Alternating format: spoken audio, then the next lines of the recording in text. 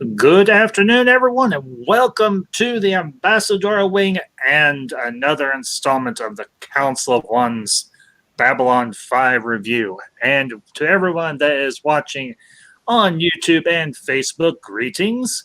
Thank you for tuning in today. And to the chat, we've already got a few people in here. Bureau 31, good to see you, sir. Thank you for popping in. And also an old face that we have not seen in a very long time, Speaker for the Dead. Speaker, is good to see you, bud. Hope you're doing well. And folks, we have got a banger of an episode to review for you all today. We're coming up on the end of season 2, and this episode, quite frankly, is a favorite. And it is a deep one, and it is called Comes the Inquisitor. And with me this afternoon, or this evening, depending on which side of the pond you're on, I have got my fellow council members, Mountains of Elysium Classic Comics, and you know her, you love her, the lovely, the delightful Fiona Wolf. And this time I don't have work. Woo!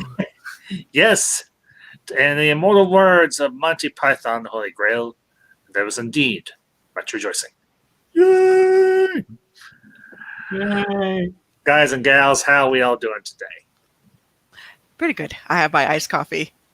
I mix it with mocha. Yay! Yes. Iced coffee is always a win. Always, always, always a win.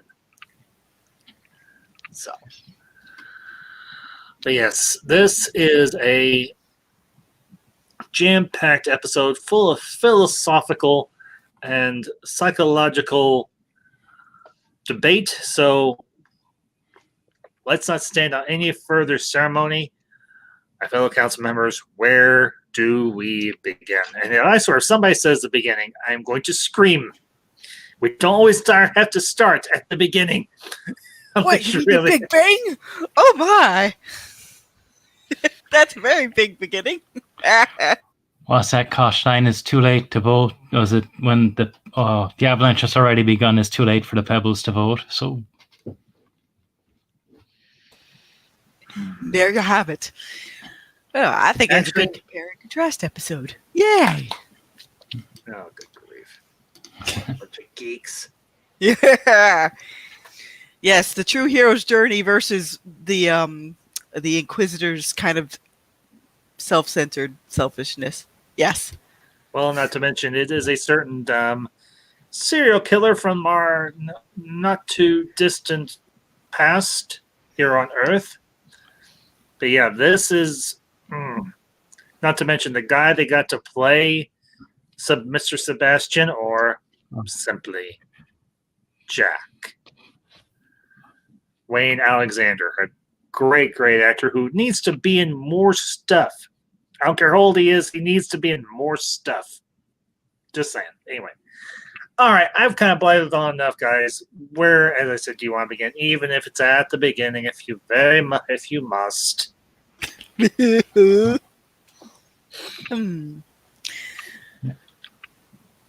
Actually, Jack has a different outlook on some of the Vorlon stuff versus what Lita has.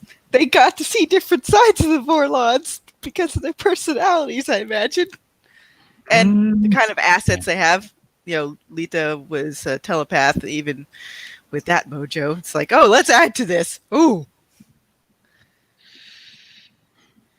But they still found a use for Mr. Sebastian. It's like, we're going to have you test other people to see how selfless they'll be so if they can be useful. There we go. Because I have a feeling the Vorlons, they're not as uplifting as they want people to believe. Yeah, let's put it that way. Well, at least not all of them are complete and total pompous pricks. We meet one, I would say at least one decent Vorlon. Just like we only met one or two decent Minbari. Oh, I'm sorry, did I say that out loud? I'm sorry, I've been kind of hard on the Minbari this season. Wow. A little spicy. honestly, they deserve it. Yeah, the Minbari are dicks mostly.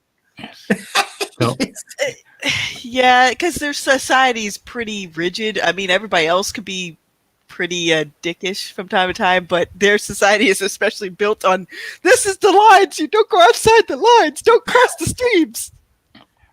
Rigid? I was, Go ahead, Elysium.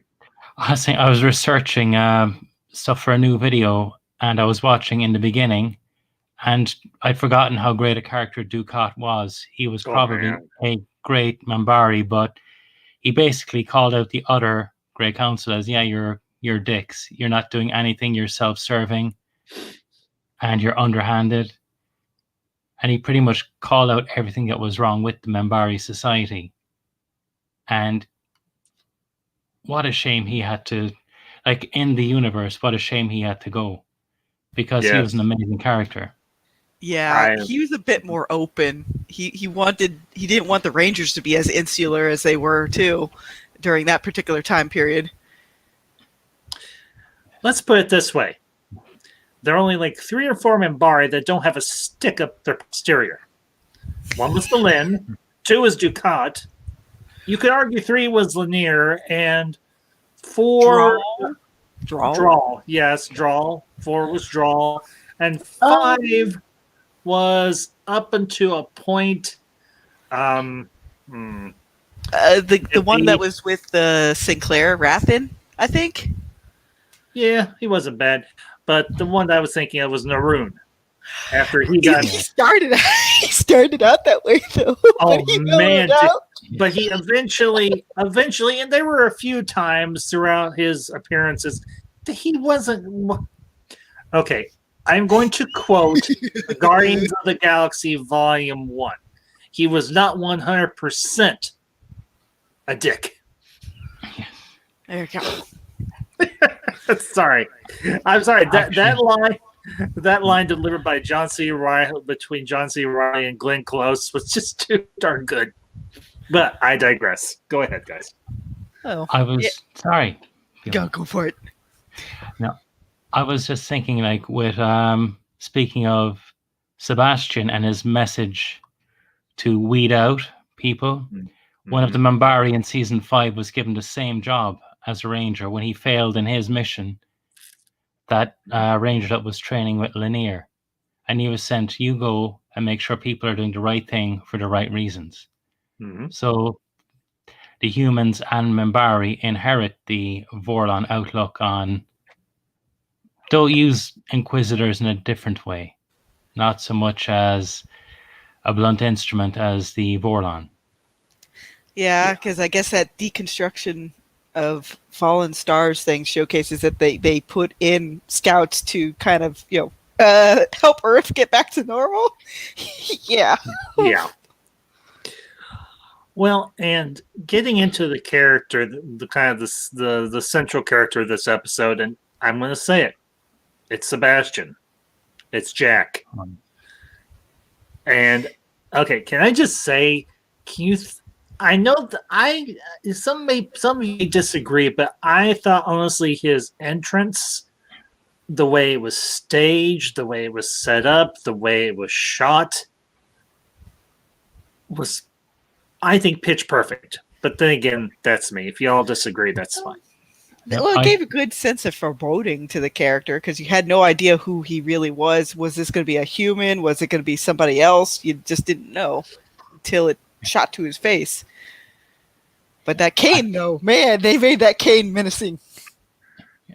They actually nominated, was it John C. Flynn was the director of photography? I think he got a nomination for an Emmy for the setup with Jack.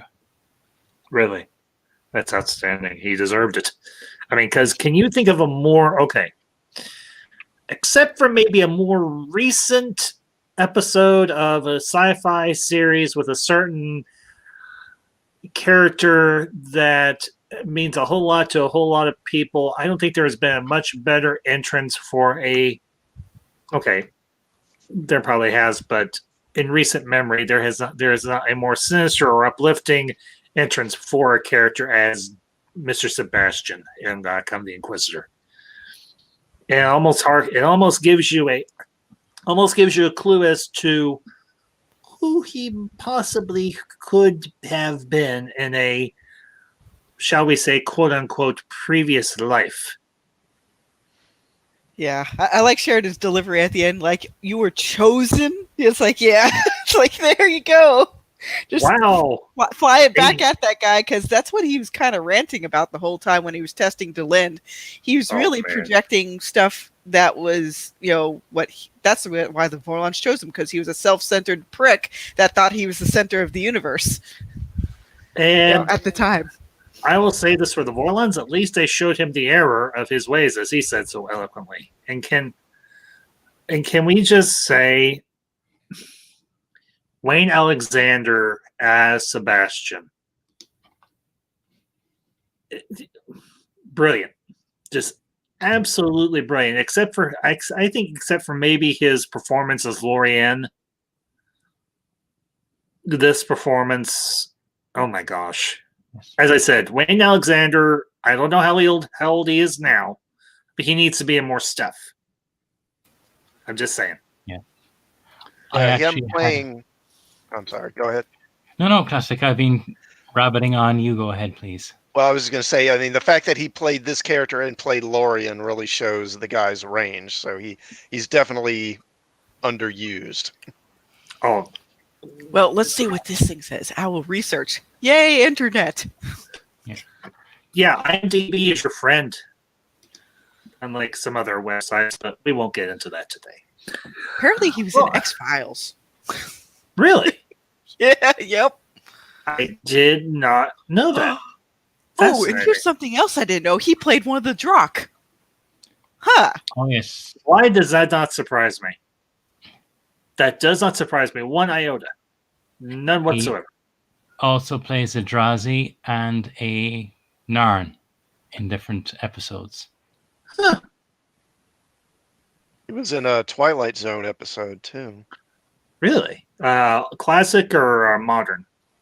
I think it's modern. It was in the 80s. Okay, I would still consider that semi-classic. Maybe, yeah, it's in color, but it's still classic. Because the 1980s Twilight Zone was actually really good. But he was in The Bold and the Beautiful. He was in River of Souls also. I have still not watched that, but we're going to get to that. So, and to the chat, LDG Pixels or Nerdrotica, good afternoon. Good to see you, bud. Or, well, Geeks Love Nerdrotica. Let's call it that.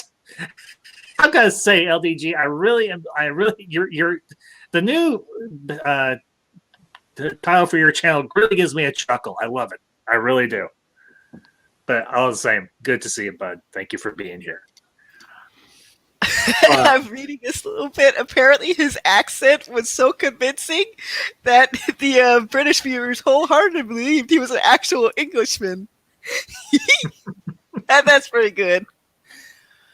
Because apparently he's Californian. Really? Yep. Wow. Well, I'll say this. He pulled off a pretty decent British accent. Speaker, you're about a season. You're almost a season away from that. But still, good reference. Very, very good reference. Oh, yes. Yeah. Geeks enjoy Nerdrotica. I gotta admit, that is actually, I think, one of the most creative titles for a channel I've seen. So props to you, LDG. Truly. Truly, truly, truly. But, getting into the episode proper, I've always had a difficult time watching episodes that deal with like interrogations and with torture, even though I love movies that involve people being butchered and slaughtered, like horror movies or slasher films from the 1980s. Babylon 5 do it really well with season 4 when Sheridan, also with Jakar being interrogated. Yeah. I think the best of any sci-fi. Yeah, I would agree. Yeah.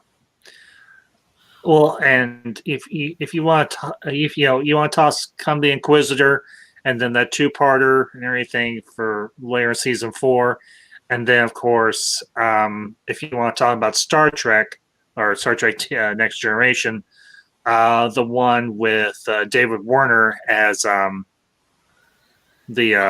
Cardassian. There are 4 lights. There are 4 lights. Yeah, that episode Yeah, with that stuff, sometimes less is more. Yeah. I guess nowadays with most shows, they just show everything in your face, and it's just like that's just for squick factor. I think there's a little more intensity to it if you don't show everything that happens. I would agree. Yeah, and just real quick to the chat, Colin P. Smith, good afternoon or good evening, bud. Good to see you. And you're not that late. You haven't missed that much. We really haven't gotten into the episode yet, but we're starting now. So good to have you here. But this episode really delves into the whole concept of the self. Who are you? As he asks Delenn and even Sheridan throughout the episode, who are you? And while it's a very simple question, it's often one that is the most difficult. Yeah, Colin P. Smith, I think that is the name of the two-parter in TNG is Chain of Command. So I could be wrong, but I think that's about right. So, but what could be seemingly a perfectly easy question to answer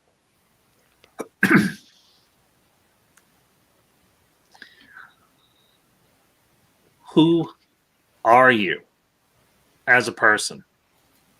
Who are you when you strip everything else away? Who are you deep down at the core of yourself? And I think this episode really explores that dynamic and that philosophical and psychological aspect of the human experience very, very well. I'll say it. I think it explores it maybe better to a certain degree than Star Trek. Well, yeah, because sometimes there's some unpleasant things under the hood, but it's not like Babylon 5 kept beating you over the head with, like, we're all shit. Like, no, it also showcased that people have redeeming factors, too. Yeah, that is true. And it does show how matter how far you can fall, you have a way back. And that is one of the redeeming qualities of this show. Others just kind of, you're black, you're white, you're a bad guy, or you're really good. There's very little gray. This gives the fact that, what is it, like the Grey Council? Many of us live in the gray. Not black, not white, but somewhere in between. Yeah. A lot of modern stuff doesn't get that right either. They go more of the J.R.R. Martin Game of Thrones route, which I don't consider that actual gray morality whatsoever. Just my opinion. And hey, and that's not necessarily an invalid opinion. I've watched bits and pieces of Game of Thrones, and I've been tempted, being we have HBO Max, to actually sit down and like watch it up to a certain season and then stop and then go, I'll write my own ending. Hell, I'm doing it for Star Wars. I might as well do it for Game of Thrones too. I mean, I can't do any worse than Benioff and Weiss did. Well, what's funny about this particular episode for Babylon 5, it showcases how the future humans will integrate Lorien's question, the Shadows question, and the Vorlon's question all into one for the next races to carry on the torch. They try to bring in all aspects rather than just, oh, it's my way or the highway. So, yeah, that's what I see anyway. And I found that one of the questions asked is, who are you? Sebastian himself couldn't answer that. His line at the end, not as a prophet, not as I'll try and bring it up here so I get it right. Yes.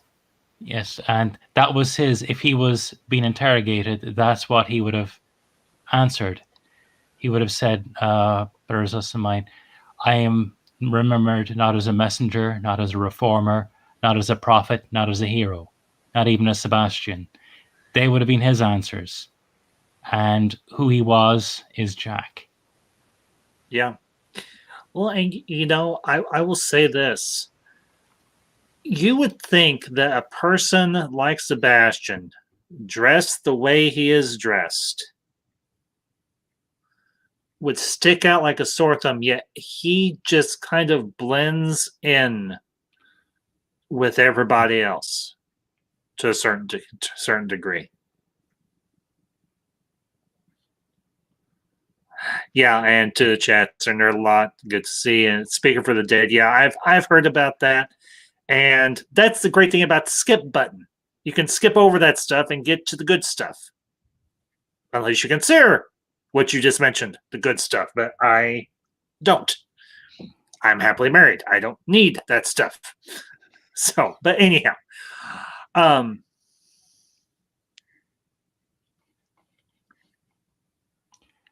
Colin P. Smith there, I think referencing something from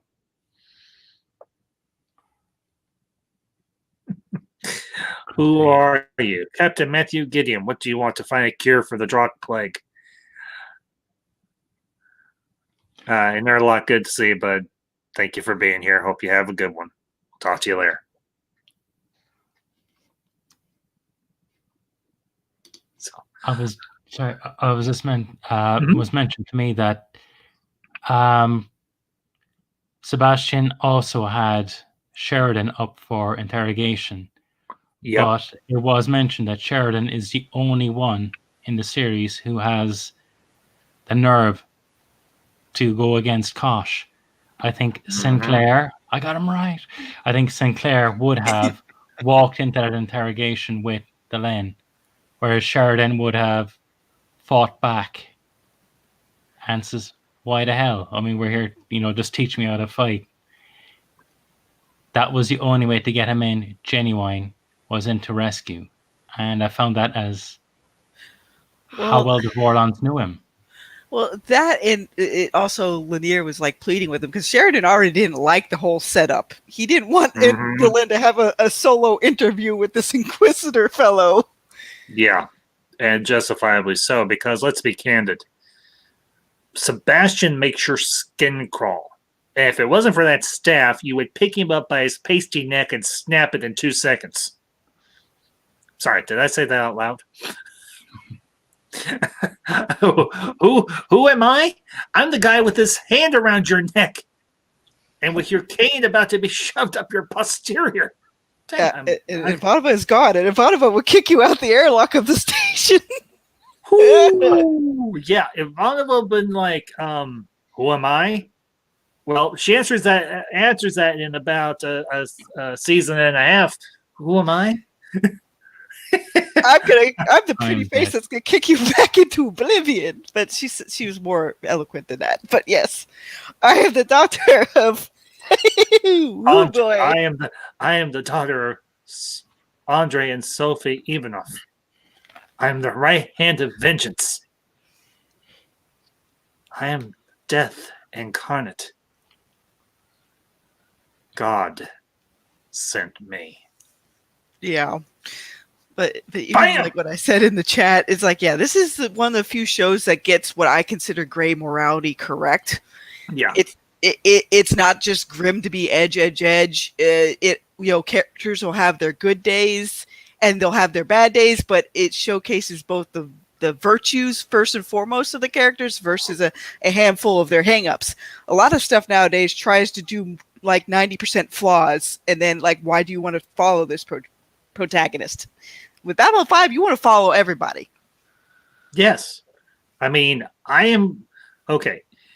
If we were to go around the horn here and say you are camp or you are team who, I can't pick just one because they are all great characters. Even the aliens. I mean, and even the one-shot people like Sebastian, it's like you love to hate that guy, and you love to love Lorianne later. Yes, I mean, Lorianne. I feel like we did not get enough time with Lorianne, and that made me kind of sad. And I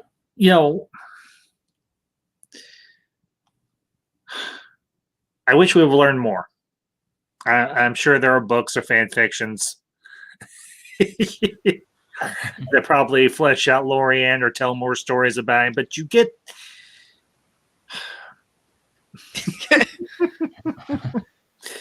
Well, just remember, we are all Kosh. Oh, God.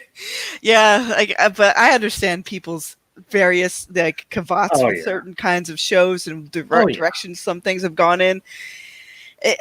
I don't think I'd honestly, if I had more Babylon 5s to choose from, I think I'd be a happier person right now. So, woo. Yeah, I hear you. I feel you. I do. But kind of game.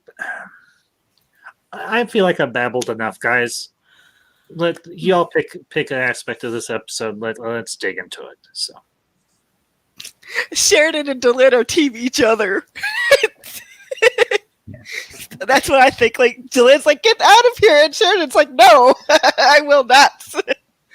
Okay, I will say, I think this right here, this episode, probably really started to cement the whole Delan and Sheridan relationship. Not romance, but relationship. Because while there is aspects of romance in their relationship, it's not just a pure romance story, and that's what I think is great about it. I get shades, or I get impressions of, and some people may roll their eyes when I say this, and I don't care. Han and Leia. Or if you want to go expanded universe, Luke and Mara Jade. That's kind of the that's the dynamic I feel with Sheridan and Delan. I think this episode really punched that home, really cemented that aspect of their relationship. Or if you want to go really old school pulp, John Carter of Mars and Deja Thoris. There you go. Ha-ha! Wow, that's an old one. You make me feel young. Thank you, Fiona. Because that's something that's older than me. I'm just rediscovering a lot of pulps that are like, wow, this has stuff in it that I want to see. Oh my goodness, no wonder Babylon 5 got influenced by this, because I got to remember, Straczynski's like, what, about 10 to 15 years older than me, I think? So he was reading that stuff when he was growing up. Dang, that gives me an idea for a review. John Carter. Yeah, the Barsoom novels are very influential. I mean, most modern sci-fi probably draws from it in one degree or another. Dang it. I think I want to do a review of John Carter now. I don't think the movie was too bad. It's just... The problem was there was a lot of other stuff that was coming out at the time, and it kind of got buried, and I felt bad because I think there was a lot of good stuff. I think there was a lot. The design of the movie was cool. I think the acting wasn't terrible. I think the cast was actually really good too. I think the marketing for it was really, really bad. It was almost like they wanted it to fail. I don't know what was going on there. But part of the problem they had with that movie, and it's kind of a common thing these days, is they were putting in too much stuff that they were trying to set up for later movies, and it kind of padded the movie and kind of drew it out. You know, and they're not the only ones that have done that, but do the movie first and then worry about the trilogy later, rather than trying to set it all up in the first movie. Yeah. Well, hey, to everybody that's in the chat, not you guys, you're on the panel. You don't count. Okay, you do count. If y'all want me to do a review of John Carter sometime this month, put a 1 in the chat. Let me know. And if you'd like to do a live stream to talk about those, I'd be glad to. I've read I've read like the first 7 books or so. Oh yeah, if I do stuff like that, I usually do as a live stream classic. So yeah, absolutely. Because that's a little cult classic and everything that I think doesn't get a whole lot of attention and a lot of love. So, well, mountains, what did I say? Oh, I know you're the Mad Emperor, but you're not allowed to be that crazy. Nani? Hey. I'm kidding. I tease. I kibitz, I tease. Colin P. Smith. Idiots. They could have had another entire series on their hands. Yes. I agree. But getting back into the episode, come the Inquisitor. Actually, I will. Sorry, Ambassador. You're fine, Elysium. No worries. I will say, they really play up the sinister aspect. At least that's the way I would categorize it. If y'all want to categorize it differently, that's fine. They really play up the more sinister part of Kosh's personality. And honestly, I think it worked exceedingly well to kind of set the stakes for this episode. Your thoughts on that? Yeah, I mean, you could see it a lot of different ways, but I think Sebastian was also playing out a personal vendetta. He's like, oh yes, I can break down one of those shining people that think they're so big for their britches. It was feeding into what he's naturally envious of, I think.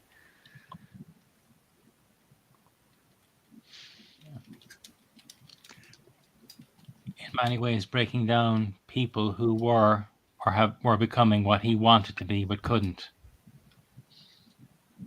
Yeah. Because here's the thing. Sheridan and Lynn, they truly are the type of people that would lay, to quote Captain Steve Rogers, they would lay down the tripwire. They would throw themselves on the grenade. And that is why Sebastian gave Delenn the 10 minutes. I think according to JMS, the idea was that Sebastian was so shocked that somebody would actually not think themselves to be God's gifted creation, but that they themselves, I might be wrong, was a question what Delenn said was something he hadn't heard in the other interrogations. Those people believed themselves to be on a mission from God and had unshakable faith in their own. Yeah. I was going to ask Mountain. So in any of the expanded stuff, in the books, do they ever go any more into Sebastian and like who else he had done the test on and that sort of thing? I'm not sure. I wouldn't know much about the books. I'd say Fiona would know much more than I would. Okay, I'm sorry. I guess no. It goes into a little bit more in Kosh and Yulkesh a little bit, but they didn't really dive into Sebastian more, which was a pity. It's like, they could have done more with Lita and what happened to Sebastian on the Vorlon homeworld, but the books really didn't expand on it. And it's like the Vorlon homeworld continued to be this mystery. Oh my god, dang it. Except for all the mistakes they left behind out of the third space. Although, to be fair, I think Sebastian is better for it, that he was just that one appearance. And that leaves so much mystery, so much stuff we try and fill in ourselves that it almost makes him a better character by having so little, even though we want more. Yeah, and the expanded books build up the Drakh a bit more because at the time Crusade was going on, and I imagine they wanted to show a little bit of wink and nod to how all that would tie in with Crusade. So you really get a lot more of Veer's insurgency against his own government, a little bit more with the techno mages, and the background of the telepaths, which does get a little bit more insight into the Vorlon projects, but yeah, they don't really dive into Vorlon lore very deeply. Yes, all very true. I got to pop this up here for a good chuckle. Colin P. Smith. On a mission from God, I want the story where he interviewed Gad. They're on a mission from Gad. Can you imagine how Jake and Elwood would look at this guy and be, who is this guy? What's with the screwy clothes and that wacky cane? And knowing Elwood, they'd be like, hey, we'll trade you a microphone for the cane. Or imagine the chase through the Zocalo. Oh, man. Yep. And to the chat, an old familiar face I haven't seen in a while, Star Wars Santa. Good afternoon, my friend. Good to see you. Glad you're here. Man, there'd be a wacky fan fiction. Sebastian from Babylon 5 meets Jake and Elwood Blues. Oh God! Right. Now, someone who isn't in the middle of a fan fiction, go write that. In other words, not me. I'm busy. Well, commenting on the Sheridan and Delenn relationship, one thing I liked was how Straczynski really took his time letting that relationship develop. They don't just meet and immediately fall for each other. Their relationship, it goes through a process of them sort of feeling each other out at first and kind of developing a kind of respect or trust for one another, and then eventually becoming more romantic. And I liked how he handled that. I think it's only sorry, Fionn. Well, no. I would say because that sort of thing. Like, most people who have a stable relationship, they're also pretty good friends too. They mesh that way also. Yes. I think it's only in the last episode or last 2 episodes they start calling each other by their first name, and they were using each other and it was more of a bigger thing when they started using it. But now it's casual when they're talking. It's John. It's Delenn. They're becoming much, and I like that. Yeah, I would wholeheartedly agree. Well, and here's the other. Okay, I'm gonna make a little I'll make a little joke. It's not like a soap opera. John, Marcia. Sorry, I know I didn't have to go there, but I did anyway. Press X to Sean. Sean. I regret nothing. I regret nothing. Sorry. But yeah, they don't play the relationship with Sheridan and Delenn. I can't refer to him by his first name. It's just John. I'm sorry, John's an okay first name, but Sheridan. Well, I think it's more like a military thing. If you have a character that's more military oriented, even I have a tendency like that one's McNicholson, or that one's Clausen, or Smith. I'll call them by their last name, but if a character's like a civilian character, sometimes I'll just use the first name.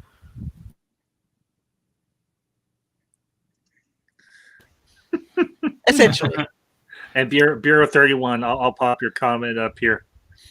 Stolen from a YouTube comment. After a million years, when humanity comes to the Vorlon whole world, they're greeted by a quaint, human English gentleman with a top hat, a cane, and a very distinct accent. That accent. The only thing I remember from the extended stuff about the Vorlons, now I think about it, is they put up a special barrier that nobody could breach until they reach extended, uplifted status. That was mentioned, like, oh, you can't go to our home world until you're advanced enough. Yeah, it's like lovely. Yeah. Well, and if you think about it, considering how technologically advanced the Vorlons were, they wouldn't want anybody coming near their planet and messing around with their stuff. Yes. Like, they had all the best toys, and you want to make sure that your toy chest is locked. Just saying. And it's saying to Bureau 31, I hope they bring tea when they're going to see him. It's been a while for him. Well, you could reason that the Vorlons left him with a good supply of tea, or maybe the Vorlons have replicators. We don't know. True. Yeah, but it was the instant stuff. Classic, you would go there. You would go there, classic. Although there's nothing wrong with instant tea. I like a good cup of instant tea once in a while. But then most British would go, "You stupid Yank." Actually, just as another thing that seems to be borrowed from is the line that life was her mission. Delenn's almost final line, "One life for a billion is all the same." And that's straight from Starship Troopers, the novel, not the movie, where they're talking about what is life, what is moral. And I said it doesn't matter whether morality isn't a numbers game. If it's right for one person, if it's wrong to treat one person bad or 1,000 people bad, it's wrong to treat one person bad. You need to be consistent, whether one or 1,000. All life is important. the numbers. Yes. And I like that with Delenn. All right, yeah. Kind of getting into Delenn's story arc in this episode. You at you do to a degree, you feel for her because deep down she's doing the right thing for the right reason. But I think Sebastian's interrogation, and I'm going to frame it that way, I will frame it as an interrogation, or maybe Inquisition, if you prefer, because it is called the Inquisitor, does serve a purpose, not just but primarily for Delenn, but also for Sheridan as well. I do not necessarily approve of Sebastian's methods. I would not have resorted to torture, because I believe that you can do a interrogation without resorting to torture to do it. Just me, of course. What do I know? But it seems to be a common theme with certain factions, even if they were technologically advanced. I mean, you even see it with when it comes back around again with another human civil war and how they're trying to use Garibaldi and the other engrams of the characters to make propaganda. And the Garibaldi construct is like, well, thanks for telling me all that. Guess what? I just uploaded it to our people, and I have a feeling that they'll just basically go after military targets like you. Bye. Bye. Nice knowing you. Yeah, so but Babylon 5, I think, even with this episode and other episodes that have a similar aspect to it, you can showcase some of the results, but you don't have to put every little thing on the screen for a squick factor. Sometimes just knowing what's going to happen, because it's like you can see it, the look in the character's face. It's like, yep, you're going bye-bye. Yeah, very true. Well, Colin P. Smith, he brings up a good point here. Delenn has studied history and moral philosophy. Yeah, that's a major aspect of Delenn's character, is that she is a student of history and philosophy and ethics. And I do, to a certain degree, I do delineate between morality, the study of morality, and philosophy and ethics. Let me put it that way. That's actually what Colin's referencing there is courses that Johnny Rico in Starship Troopers, he's required to take them to become an officer. Mm-hmm. And that was where the line, when do you go to war? For one person who's abused or 1,000? Is there a limit? And I think that's what he was referencing. And Delenn is a student of similar. She's learning that morality matters, whether it's for 1 or 1,000, that she's ready to die alone in the dark for Sheridan, and he's doing just the same for her. Yeah. They've learned. And I had something in my notes that the virtues that Delenn and Sheridan are showing in the wrong hands are the very same ones that make despots. People who believe they have a destiny very often end up doing so. We have a few people in our history, in every country, that had that idea, I have a destiny, and there is an ocean of blood that follow that. Sad but true. Yeah. And plus, both those characters have the background of like they've taken lives, whether it was from zeal, after what happened with Ducat, or in defense of their home world, basically with what happened with Sheridan.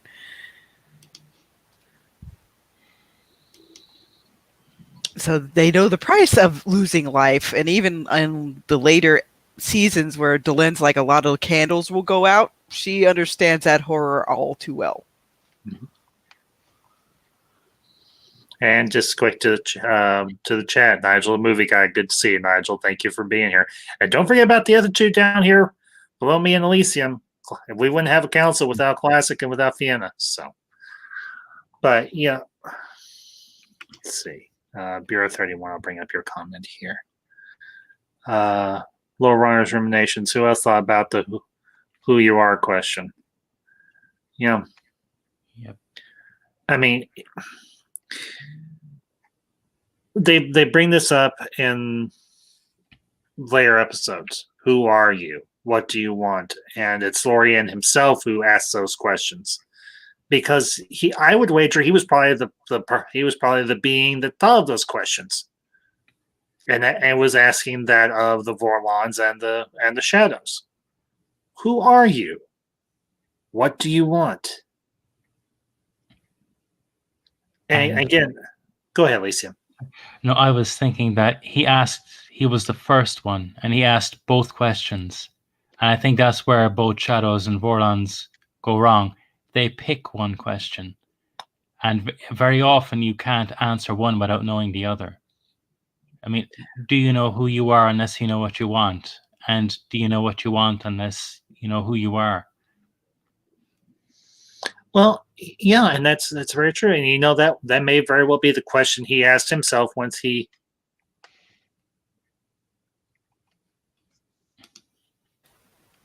Yeah, because I found a quick little blog that does go over the 5 questions, which the Okay. humans at the very end incorporate.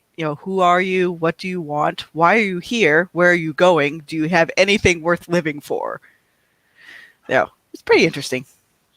And Fiona and Classic, if you want to pop your links to your channels and everything in the chat and everything, Nigel's and everything wanted to. I think is one promote, and 2, I think he's wanted to subscribe to y'all. So okay, you both got wrenches, use them. So, but yeah, if you think about it, Lorien probably asked those questions once he reached sentience, or he was created sentient, so he asked himself these questions: who am I? What do I want? And went from there. And it really gets to the core of the human, as I said a little while ago, it gets to the core of the human condition. Who am I? What do I want?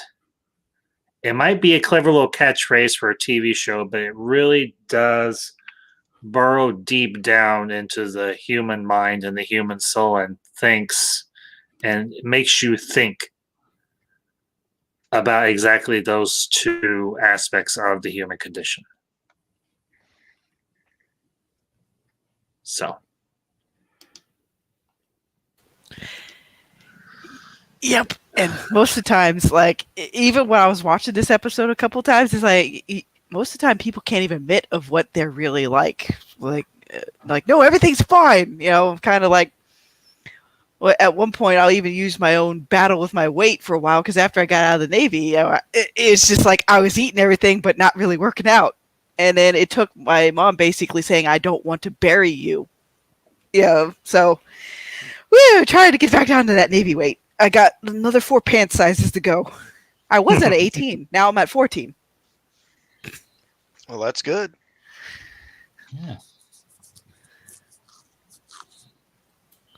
So there you have it. Because sometimes the choices you make just don't affect you. It affects everybody else around you that cares about you.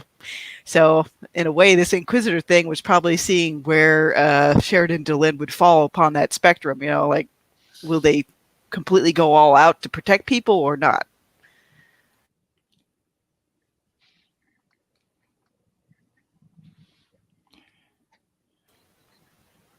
I also say that coffee gives me the power of speech. Yay!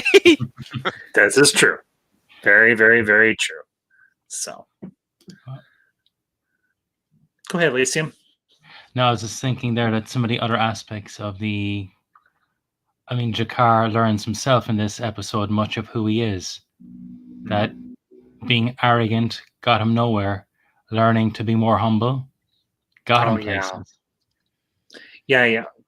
I can't remember if it was this episode or the last one where Jakar is starting to set up the resistance for the Narn home world and everything. I watched both episodes, and it's been a little bit since I did, and I've slept since then. So Is it this episode or is it the next episode where Jakar? It's this episode where he starts as a street crazy, and then he goes to meets the weapons dealer. Okay. And one of the great lines, while they may find part of your body, it could never be identified. Yeah. That is a threat that if you got from someone like Jakar, I think you take pretty serious. Yeah. But at the same time, I think the guy that's is going to be getting the weapons for him. I think he knows. He knows the stakes, and he knows that the Narns aren't going to mess him over. And I think he is more sympathetic than he lets on, because if you consider his line of work or the field that the profession that he's in, he has to play things very gruff and kind of tough, but he does let his guard down just a little bit and says, you know what, I do understand what you're fighting for. And he does cut them a little bit of a slack, but at the same time, you have to understand what he's doing for them is dangerous and it is expensive. He's almost a good contrast to Jack. He's someone who is like Jack looks like the respectable man. This guy is greasy. But yet he's going, don't say I'm not sympathetic. 10% for someone like him, that's a lot. Yes, it is. Very true. And he does want to help. I'm sure there's a rule of acquisition that would tell him not to do that. But... Probably. Well, and the other, there's the other part of that plot line with Jakar and Garibaldi. When Garibaldi's like, look, I know what's going on. He's like, I understand what's going on, but I still got to make sure this station is secure. You can't just be bringing weapons through here. It would be... No, and the best part, though, is Garibaldi still rewards him anyway. I always leave just enough room for people to disappoint me. You didn't. Exactly. Yeah, I honestly, I love that exchange between Jakar and Garibaldi, because I think honestly for me, this episode, in terms of Garibaldi and Jakar's relationship, it further cements that they will go to the furthest lengths for one another. And this is one of a few non-humans that Garibaldi implicitly trusts, because let's be honest, Michael Garibaldi very rarely trusts anybody, especially when he's been shot in the back. Yep, and it gets even worse once Bester exasperates things with the mind control. Oof. Son of a bitch. I'm sorry. Did I say that out loud? Yeah, I did. Yeah, that scene between Jakar and Garibaldi is really good. I think I just like how, the way that Jakar just basically says, look, yeah, I know you don't ask these questions unless you have the answer, or just get to the point. I think it shows the familiarity that has grown between them. Yes, I would agree. I would wholeheartedly agree with that assessment, because Garibaldi is the type of guy, he doesn't mind bending the rules if it's for someone that he does deem worthy, and even maybe break the rules if he feels it's very much warranted. And that, I think, is something that's great about the relationship between Garibaldi and Jakar. And I know we're jumping ahead a little bit here, but I think that really exemplifies what is mirrored in the story arc, or the story arc with Delenn and Sheridan with Sebastian.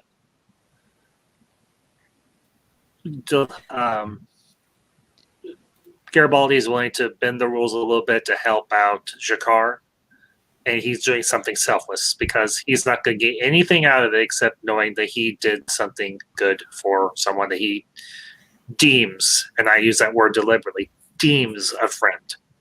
Because man. Yeah.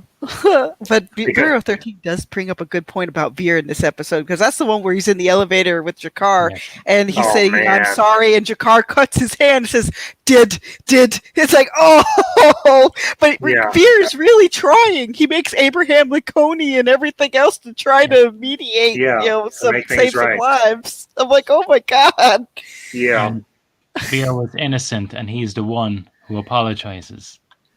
Yeah. And he had nothing to, and he was the one Centauri, apart from, the guy who Londo had to kill, who tried to do something to stop it. Yeah. And he's the one who atones. It says a lot for Veer's character.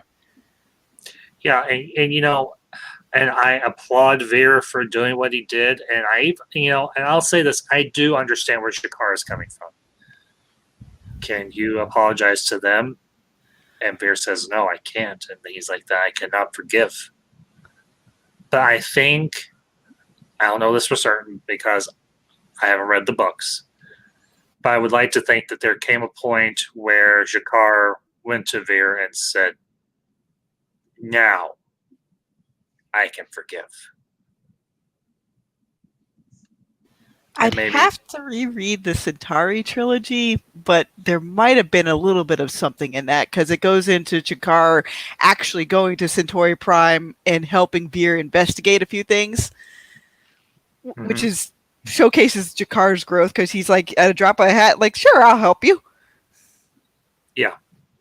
And maybe somewhere in that particular book, in that particular plot line, they have that conversation, and he's like, you remember years ago we were on Babylon 5 and you said you were sorry?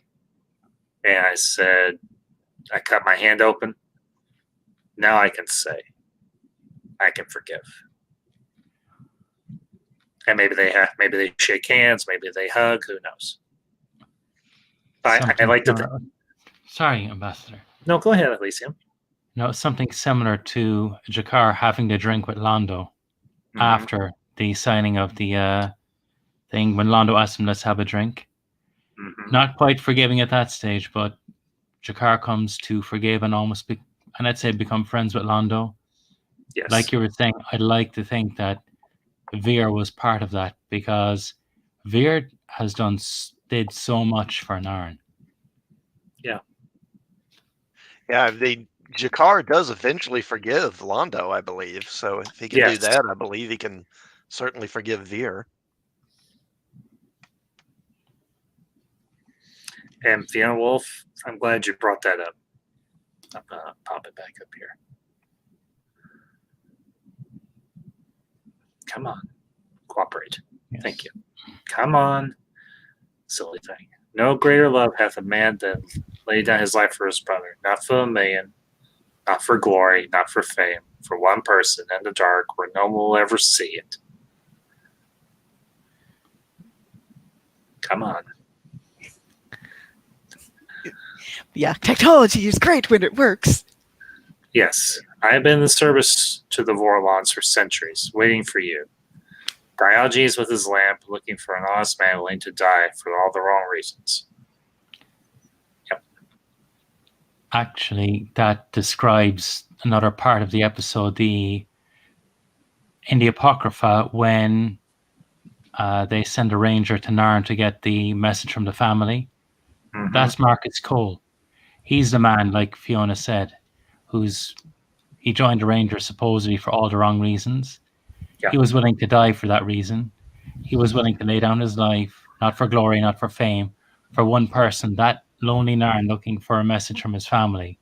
And he would have died alone where no one would have seen him. Which he also ends up doing for Ivanova, though. Yes. Yeah.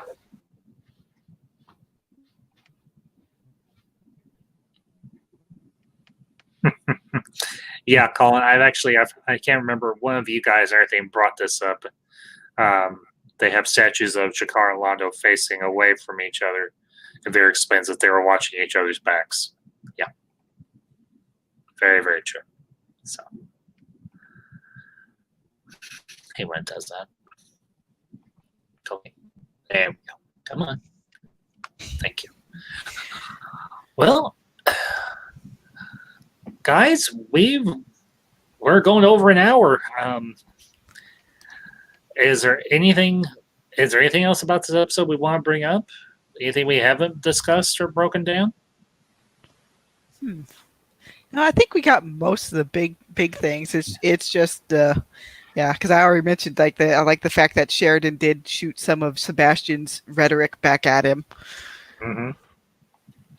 Yes.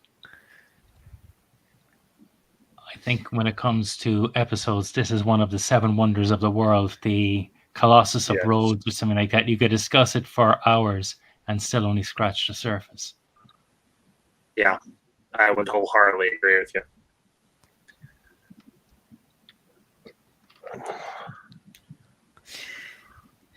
That's also the reason why I wish more shows would kind of take Babylon 5's bent in terms of you can have various individual themes during episode, but you can also tie a lot of these episodes together with these various themes too. Mm-hmm. Dang it! I'm all spoiled now. Indeed, I think we all are. Oh, mercy. To be fair, I think The Expanse is doing a pretty good job lately of being a successor to Babylon 5. I agree. I think it's funny because the setup of Expanse, it feels kind of like what the Babylon 5 universe would be before they encounter the Centauri and other aliens. Yep. Mm-hmm. Yeah. And just quick hello to Lord KOJ. Good afternoon, Lord KOJ. Good to see you, my friend. It's been a while. And he brings up a very, very good point here. Sheridan was ice cold at the end to Sebastian. I think that might be wise. Because let's be candid, Sheridan gave absolutely no F's about Sebastian by the end of this episode. He didn't give much regard for him at the beginning.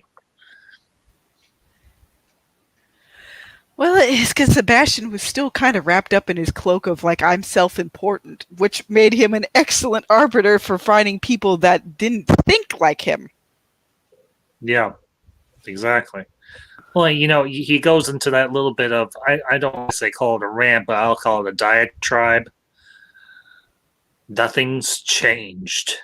Decadence and a bunch of other things that he says. You'd think all this time we would have gotten better. I hate to tell you this, Jack.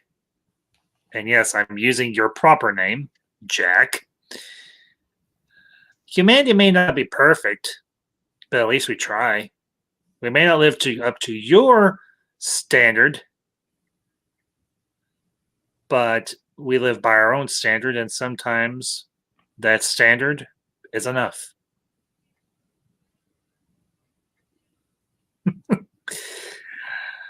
Colin P. Smith, I say that's dedication, and I appreciate we appreciate the support, truly. So, yeah, and Lord KOJ brings up Sebastian broke the cardinal rule: don't hurt Delin. Yeah, in a manner of speaking, he did. Do not hurt Delin.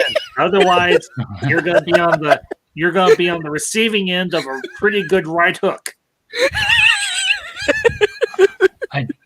Dental extraction through the backside, I believe, is what was in order. The second cardinal rules probably don't go after Sheridan. Delin will show up with a fleet to kill your ass. Good point. Yeah.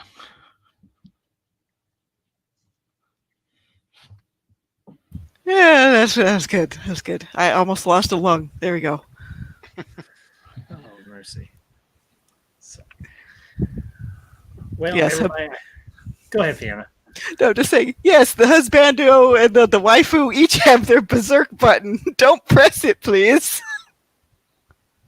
Yeah, don't push the Sheridan smash button. Sheridan doesn't necessarily turn green.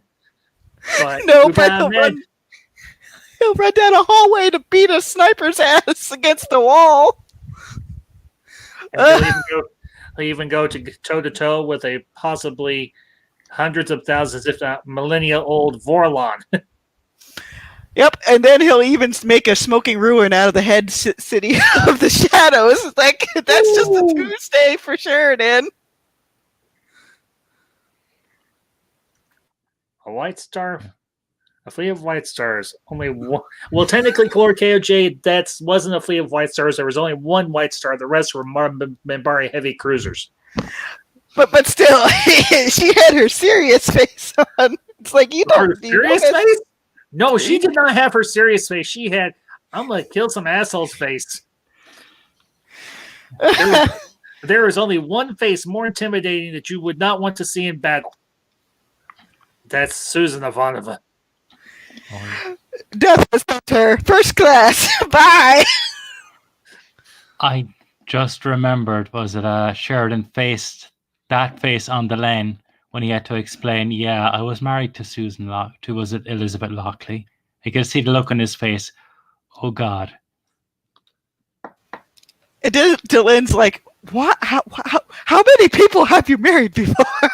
But no, I think that was just Straczynski's way of trying to get her to have some sort of background with some of the characters a little bit faster. Yeah. The sniper beating his hamburgers from a straw for months from that Sheridan beatdown. Yeah, KOJ, you're not wrong. Yes. Okay. All right. I got to bring up this comment. John Newcomb Sheridan. Yes. he does that to almost anything. Like, let's see, the third space aliens, the shadows, the Minbari War. To a certain degree, the Vorlons. Battle of Oriana 6. Wee. Okay. Susan Ivanova, a walking White Star. If she doesn't know, then we're all doomed. You left out woohoo. Okay, John Woohoo Newcomb Sheridan. Or maybe it should be Newcomb Woohoo Sheridan. No, the other way sounds better.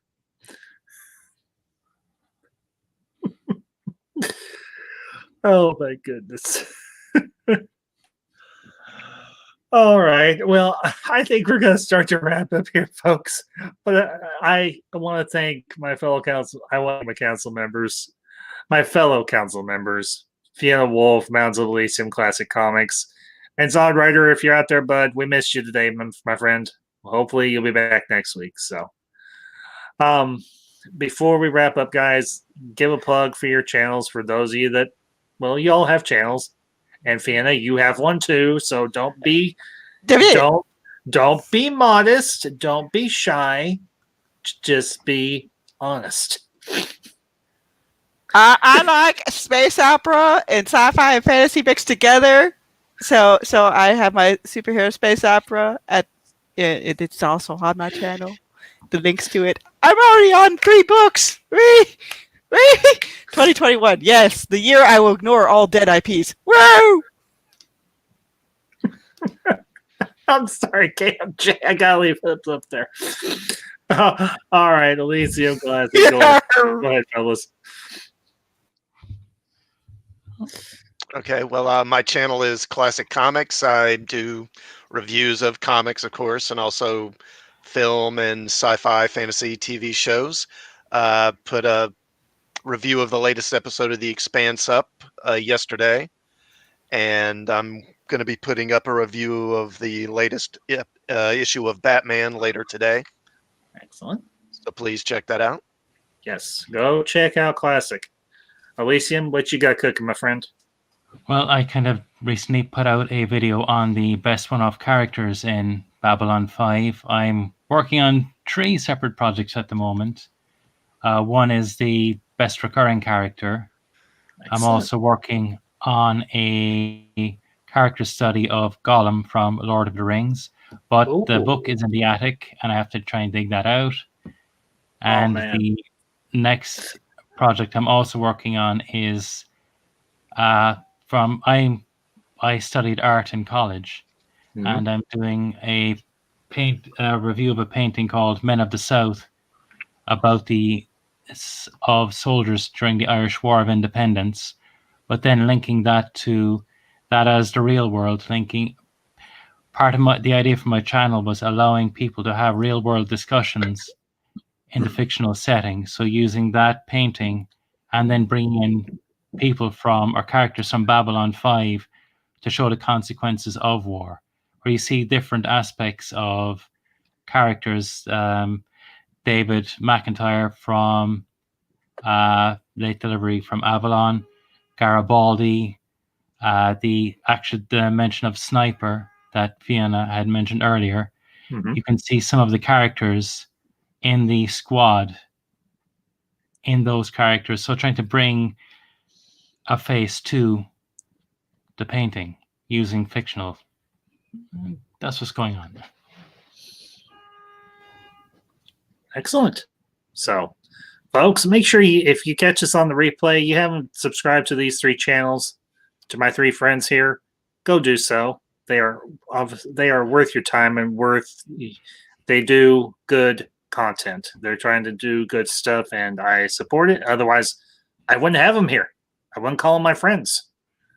So, well, as for me, later tonight, I was going to be doing a review of Three Amigos, but unfortunately, my one and only panelist has unfortunately bowed out, so I'm kind of reconsidering whether or not to still do that, unless I can, because I don't mind getting on here and talking just myself, but it's more fun to have people join in the conversation. So I'll let you know. I'll let y'all know around 6:30 or so if I am still going to do that Three Amigos review stream and everything. But coming up next week, it's going to be a busy week because next Tuesday I'm starting a brand new review series with the True 31, and we're going to be reviewing the Batman animated series from the 1990s, and that's going to be on Tuesday at 4 p.m. Central Time. And then next Thursday got kind of a big thing coming. I recently watched the Star Wars fan film Origins, and I actually posted a comment and everything. I'll tell you all this story very quickly, and I'll probably I'll reprise it and everything or repeat it. I put a comment on there because I was very impressed with the fan film. Very well done, and I said I would love to interview somebody from the production, don't care who. They said, hey, get a hold of X and everything on Instagram or Twitter. So I did, and I actually got the director. A gentleman by the name of Phil Hawkins and everything. So going to be having an interview with him on Thursday the 14th. And we're still hashing out the details. It's probably going to be sometime in the late morning or early afternoon because he is over from in the UK. So there is a time difference. So, but then of course we'll be back next week with another episode of the Council of Ones, and we'll be doing the season 2 finale, The Fall of Night, and that's going to be a humdinger because season finales are often good as well. A certain show, Mandalorian, has attested to. Just saying. Yep. So you liked that Origins film? It was good. I did. I keep seeing that in my recommends, and I keep thinking I'll watch it sometime, but I haven't yet. I guess I'll need to go ahead and do that. Classic. I would very much recommend. I would very, very much recommend you doing that. It presents a very interesting theory, while it may not necessarily be true. Very, very cool, and it's done with a lot of heart. It's done with a lot of passion. And they're hoping to get some sort of backing to do a part 2, which I am all for. I would love to see a part 2 of the story continued, as with any good fan film. But fan films aren't cheap, as you all can probably imagine. So, Colin P. Smith.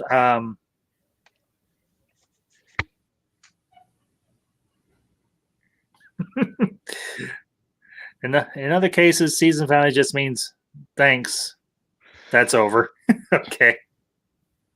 But yeah, Colin P. Smith, I'll definitely keep you in mind for the sorry, slight brain fart. I'll keep you in mind for the John Carter review stream, and same thing for you, Classic. I'll let y'all, both of you know when I'm going to do that. So there you go. It's anyway. more than likely I'll be stuck at work. Yeah, which stinks. So because this upcoming week I get to work 6 out of 7 days. Oh, I have been there, done that. That sucks beyond the telling. So, anyways, folks, thank you all for tuning in today. I hope y'all enjoyed the discussion. Make sure you smash that like button, share this out with your fellow Babylon 5 fans.